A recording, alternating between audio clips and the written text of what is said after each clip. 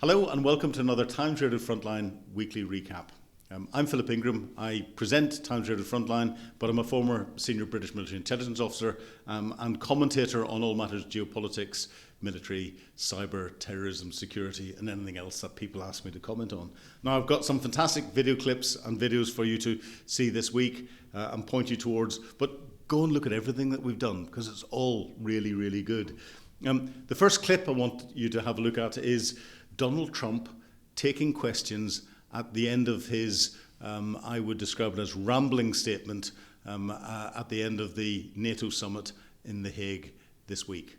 Absolutely. You said you would clarify your stance on Article 5 just yesterday. Is that something you can explain? I stand today? with it. That's why I'm here. If I didn't stand with it, I wouldn't be here.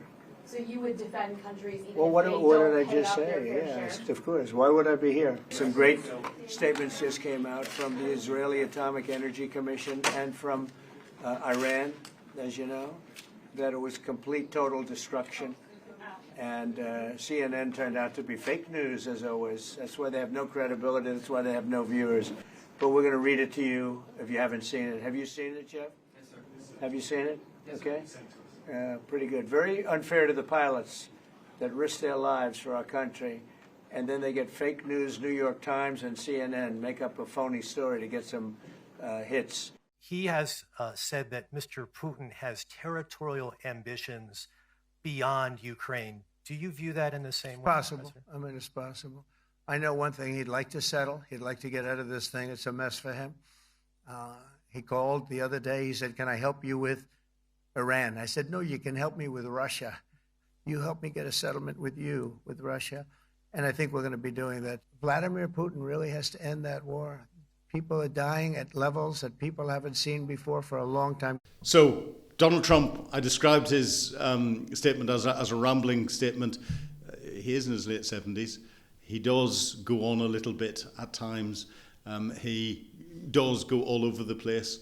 But there are some key messages that come out of it. And the two key messages that come out of this, which are the ones that I want to emphasize, are his underpinning of NATO's Article 5. And Article 5 is an attack on one is considered an attack on all. That is something that there was a lot of debate going on beforehand as to whether the United States would live up to that agreement, but Donald Trump has been quite clear in what he said. The second thing that comes up, and I was intrigued to see Donald Trump saying this, is that he said that Vladimir Putin may have ambitions outside Ukraine and elsewhere, and territorial ambitions. That's a change in the subtle language that comes out of Donald Trump. And this is something that, combined with a number of other statements that have come out around Putin and what Putin tried to do in suggesting he could act as a negotiator between Israel and Iran, and Donald Trump turning around in a phone call and saying, "No, I want you to focus on finishing the war in Europe." I think Donald Trump is beginning to get slightly frustrated with Vladimir Putin, and we may see a change in Trump's attitude over the coming days and weeks, but we have to see. The second clip I want to point you at today is President Zelensky and his statement at the NATO conference. And it will take strong political and legal cooperation to make sure every Russian war criminal faces justice, including Putin.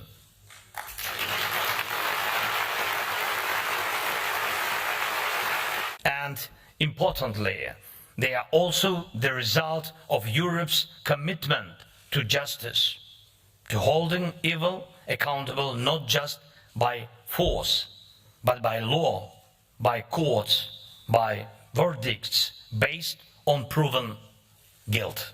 You have set the standard for every democratic nation across the continent.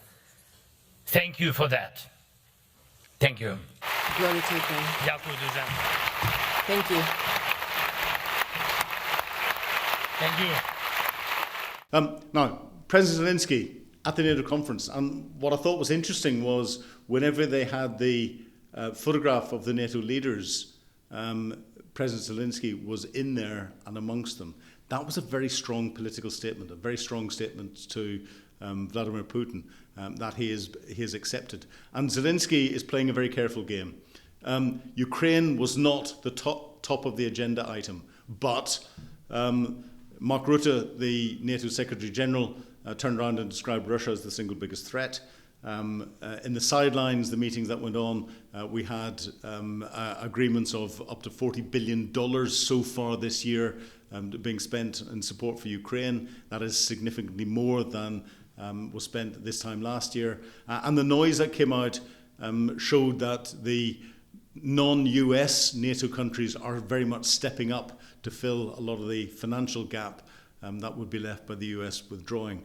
Trump went away, I think, positive of that. Zelensky played a very statesmanlike role, and he emphasized some of the things, or a lot of the things, that the Russians were getting wrong, in particular where they were breaching international law and where they were breaching the laws of armed conflict. And this is Zelensky maintaining and staying on the moral high ground, and I think he played a good game here. So the first of the interviews that we saw this week that I want to point you at is one that I conducted with Ambassador Kurt Volker. Ambassador Volker was a former ambassador to NATO, US ambassador to NATO, and former US representative in Ukraine. And we had a fantastic and wide-ranging conversation, trying to really dig into what Vladimir Putin's real capabilities were. And I think the key bit out of the clip that we have here for you to see is how Putin is not really in a position to stand up to NATO. They know they're in a weaker position. They read the West. They view us as weak and indecisive. But when we act decisively, they know that they don't have the ability to match that, so they stop. That's normal. We have been watching abnormal, unusual things from Putin over the past 3 to 5 years. He misjudged completely his own military strength, Ukraine's military strength, the unity and resolve of the West in supporting Ukraine. He has now weakened Russia dramatically as a result of his invasion of Ukraine, and yet he keeps going. He's doubling down and doubling down. So it is a little bit less certain now that they would back down the way they normally would. And all of our intelligence is telling us that they are actually preparing for a wider war. And that's one of the indicators, as we learned from World War I, is that when you make preparations, it becomes more possible. So do you think NATO needs to be much more robust in its support for Ukraine and give them much more capability, and much more robust in dealing with actions that Russia is doing in that sub-conflict threshold, in the grey zone, as we describe it in many areas, with what they're doing in cyber and all the other activities you talked about? Yes, absolutely. On both counts. On the hybrid one, there should already be consultations at NATO under Article 4, which is consultations about security threats, about what Russia is doing. We should be sharing information. We should be talking about best practices on a national basis. What is each country doing? We should be exposing publicly what Russia is doing as hybrid attacks against our countries. We should be much more robust in tackling that in order to try to deter continuation of that. As for Ukraine, this is the most important and most interesting issue about this NATO summit, or where we are right now.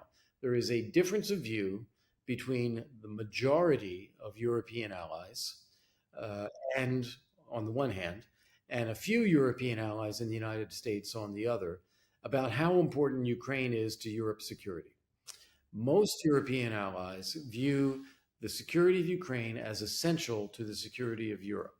If Ukraine is not safe, secure, defended, and Putin is stopped there, they believe that Russia will try to develop the means and attack Europe elsewhere, particularly those countries that were formerly part of the Soviet Union or the Russian Empire. So we're talking Finland, we're talking Baltic states, we're talking part of Poland, and so on. That is a very real threat, and most European allies see that, and therefore they want to support Ukraine, stop Russia's war in Ukraine, and get Ukraine into NATO so we deter future attacks.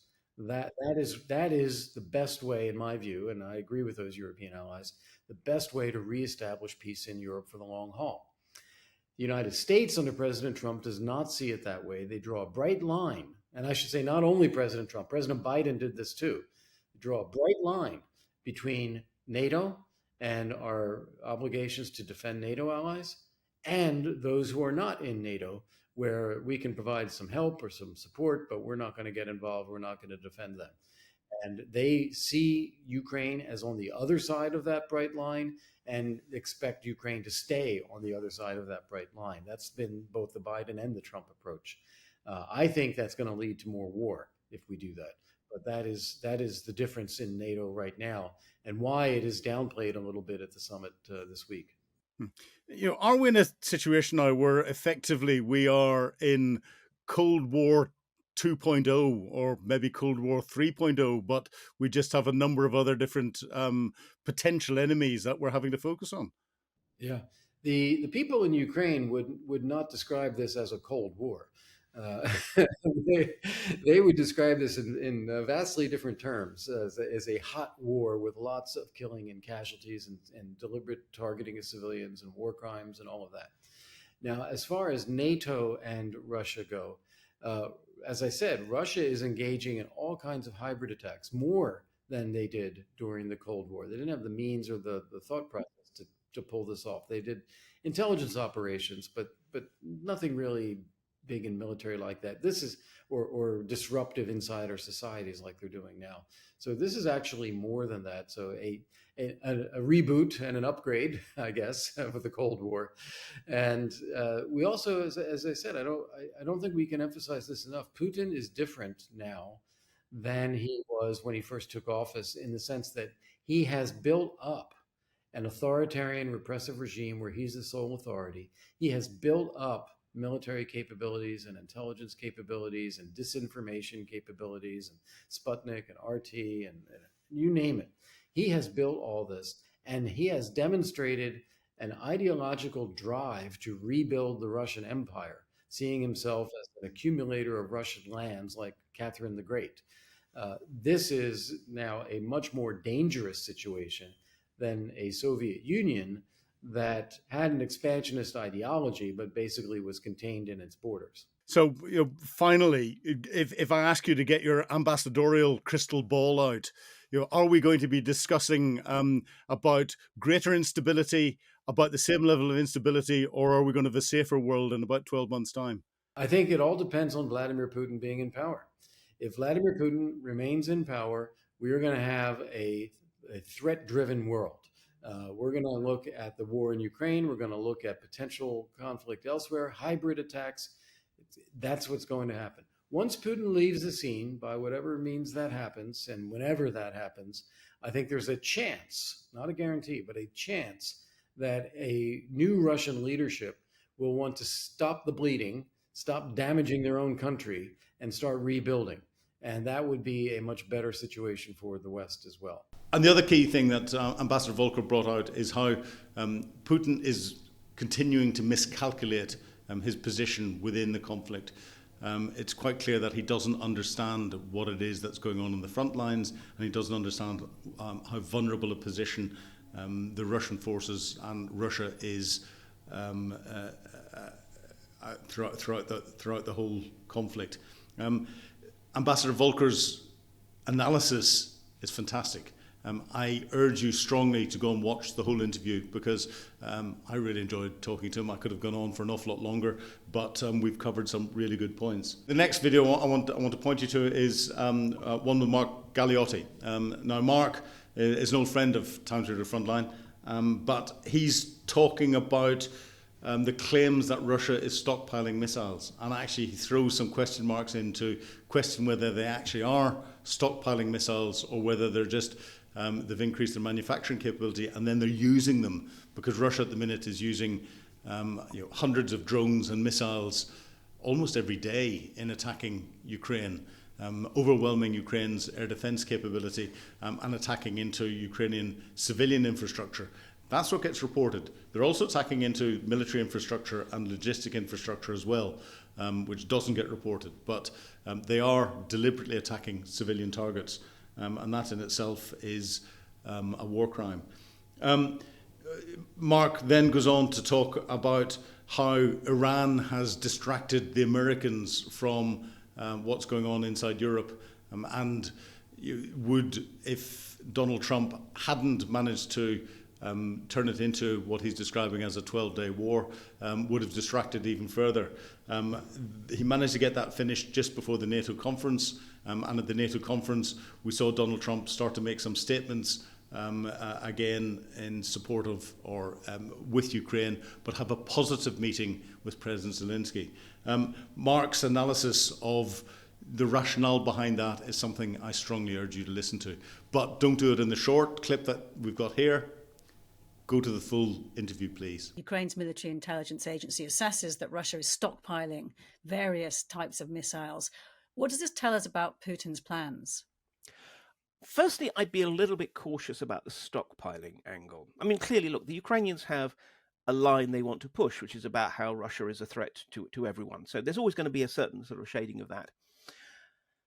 In practice, what we've actually seen is, first of all, a lot of Russia's recent missile tests have not gone well.